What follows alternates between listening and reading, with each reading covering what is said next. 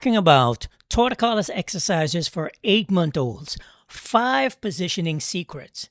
Now, the reason I'm talking about this is because the amount of time that your baby spends in a particular position is way greater than the amount of time that your baby actually spends stretching. So let's start off by talking a little bit about what Torticollis actually looks like on your baby. So if you see this little one, he's sitting there and I have him in front of me and he is playing.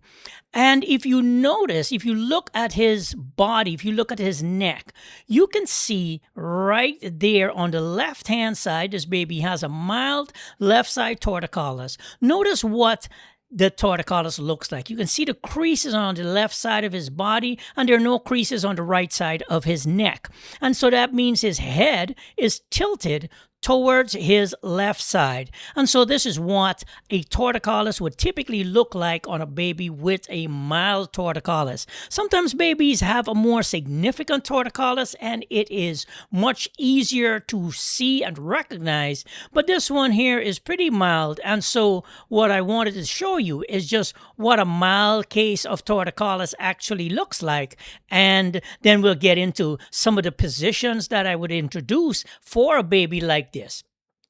Before we get into that, I wanted to talk to you a little bit about the torticollis triangle. There are 3 things that need to be happening overall in order for you to be able to help correct your baby's torticollis. One is the base of it, which I call the base of the triangle, which is positioning. Your baby spends way more time in different positions, feeding, eating, sleeping, resting, relaxing, or playing than your baby will stretching. Stretching is an important component, but you're just going to be stretching your baby for a couple of minutes at a time throughout the course of the day. You're not spending 8, 10, 12 hours stretching your baby. That's spent during positioning. And now the final piece of our triangle is active movement. How is your baby moving once you've done some positioning and you've done some stretching, and then now baby is allowed to move, or baby is capable of moving? How is your baby moving, and how is that movement impacting your baby's torticollis? Before we get into the actual positioning and stretching, I want to remind everyone that I created a free BabyMasterPT milestone checklist. It's just a checklist that covers the milestones that your baby go through from 0 to 12 months, and it goes month by month. You can print it, download it, print it out, slap it on your refrigerator, and have it there as a reference so that you know what your baby should be doing at each particular month and when to reach out for some help. So now let's start off by talking about some of our positions. You notice this baby here is lying on their on his right side, and so if you put your baby in your baby's crib and baby is lying on the right side, baby will tend to rotate their head. Most babies have a favorite side that they like to turn their head towards, so baby will turn their head towards one side or the other. Let's say baby turns their head towards this side. The muscles on this side of baby's neck, if baby sleeps on that side, will tend to become a little bit more tighter over time as baby continues to keep their head rotated in that position.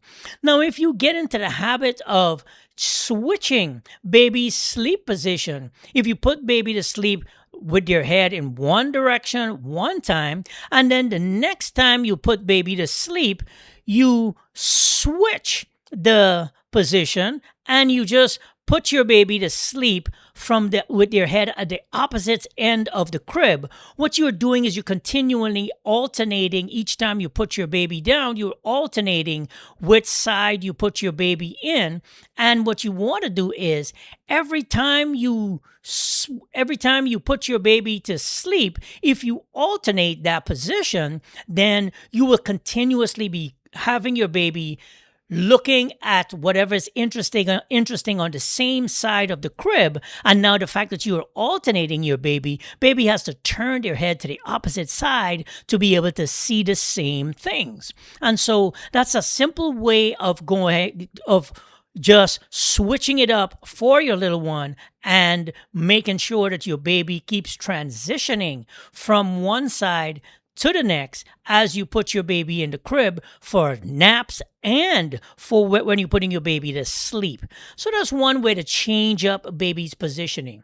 Another way is to, when you are feeding your baby, to position your baby and feed your baby in different positions. So let's say you're breastfeeding and you feed your baby from the left, from your baby mom's right breast one time, and then the next time you go ahead and you are working with your little one, you switch and you position yourself to where you're feeding baby from the right breast, and you just keep switching back and forth. Now you are alternating the sides that your baby is switching to, and so you are changing the way your baby is feeding, and this will allow your baby to rotate their head to the other side in order to be able to breastfeed. And so this is a good way to just go ahead and be able to switch the positioning of your baby, because your baby spends a lot of time feeding, especially if your baby is a newborn.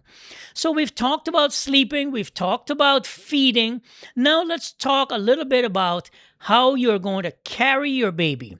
If you use a baby carrier, I like baby carriers because it takes baby's head completely off of their back, and now baby is strengthening their neck muscles as you are carrying your baby around. And so this is a good way to go ahead and get your baby completely up off of the back of their head, so it also prevents plagiocephaly or a flat head from developing. And you're switching your baby to one side, you're keeping your baby up off of the back of their head while you're carrying your baby around. This is a fantastic way to do this activity while you are playing with your baby and moving around with your baby, taking your baby outside for a walk or whatever. You are continually working on helping your baby to develop better head control, better neck strength. You're strengthening those neck muscles, but you're also preventing the torticollis, because now baby has to hold their head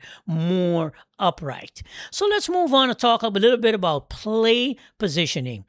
Babies typically with torticollis typically like to turn their head to one particular side. So if you move the toy towards baby's non-favorite side and cue baby to go ahead and rotate and move around in that position, now you are cueing your baby to look towards their non-favorite side and be able to get and start moving and continue to play around while you are playing with your little one, but you're being very purposeful in the way you position the toys so that baby has to look towards their non-favorite side. I like to use the toy as a way of also strengthening baby's neck muscles by putting the toy off to the baby's non-favorite side and cueing baby to go ahead and reach for the toy.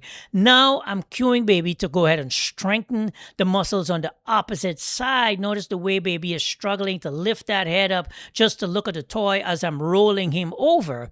And this is a great way to go ahead and work on positioning baby, but by using the toys and positioning the toys in this way. Now you're cueing baby to go ahead and reach and look towards their non-favorite side of their body. So I really like that positioning techniques to use with your baby. So let's move on and talk about what people think is their favorite part, which is stretching your baby's neck muscles. Now, you can see what I have baby doing here is this particular little one. This stretch is the torticollis stretch for babies, called the side bending neck stretch. And I want to pause the video there and show you where I'm positioning myself.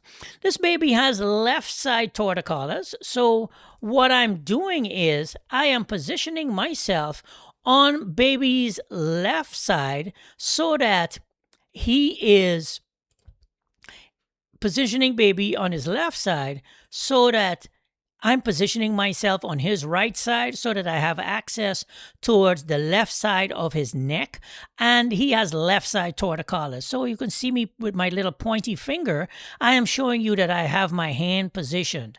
Now, I'm positioned myself off towards the right side of baby's body. I have him lying on the ground, and I have my forearm across his chest, and I'm pinning his chest body down onto the ground, and I'm holding his left shoulder down. With my left hand, I am holding the back of his head and I'm tilting his head towards his right side so that I'm stretching the muscles on the left side of his body, which are the sternocleidomastoid muscles. I'm stretching these muscles on the left side of his body as I gently tilt his head towards that side. Now you notice what I'm doing with my face. I am talking to him. I'm engaging with him. I'm bringing my head close to his body and I'm stretching him gently so that he can take the stretch and be able to do a full range of motion to where the right ear is touching the right shoulder as I move him gently in that position, doing that stretch. And I like this stretch because it is very gentle, it's soft, but it's giving baby that full range of motion. So that's the side bending neck stretch. The next stretch that I like to do, and this is one of my favorite stretches, is the torticollis stretches for baby. This is called the football hold. And let's go ahead and set this one up. I am seated with baby. Again, this baby has left side torticollis, so we're trying to stretch baby's left sternocleidomastoid muscle. And so what I'm doing is I position baby up against my body facing away from me, and I am taking my right arm, passing it between baby's legs, and I am holding down baby's left shoulder. The left shoulder is downwards, and I'm holding down baby's left shoulder with my right arm. And I am taking my left arm and I'm cradling baby's neck in the elbow of my left arm so that baby's neck is now bending or twisting towards his right ear. And as I am working with him, as I'm stretching him, you can see I am moving him around. I'm gently rocking him side to side, and I am stretching his muscle. I can repositioning him to where that arm, that left side of his body goes ahead, and the left side of his body is now able to stretch, and the right side of his head is now his right ear is moving towards his right shoulder as he is stretching. And so I'm taking my time, I'm repositioning him, I'm talking to him, I'm singing to him. It's a very active process, but I'm getting a good quality stretch. And if every now and again you need to reposition yourself in order to get a good quality stretch, then go ahead and reposition yourself so that you can go ahead and do a good quality stretch with your little one. So to do a quick review, we talked about positioning of baby. We talked about how to carry baby around. We talked about play positioning. And we also talked about the stretches for baby's neck muscles so that you can go ahead and use kind of a all-over approach where you're not just focusing on one particular thing with your little one. You're focusing on positioning, play positioning. You're focusing on the way you carry your baby. You're focusing on how you have baby sleeping and where you're positioning toys for your little one. And you're also doing the stretches. You're doing the side bending neck stretch. You're doing the football hold. And you're also paying attention to which way you're feeding your baby from. So you're doing a variety of different activities with your little one in order to address one particular issue that you're dealing with, but we're attacking it from different angles so that we get the best effect for our little one. Okay, so I will post more videos like this. If you have any questions, drop them down in the comments down below. I read all the comments, I respond to them, and I make more videos, more lives like this to help parents understand how to be able to treat these different conditions for their little one. Okay, so I will see you in the next video.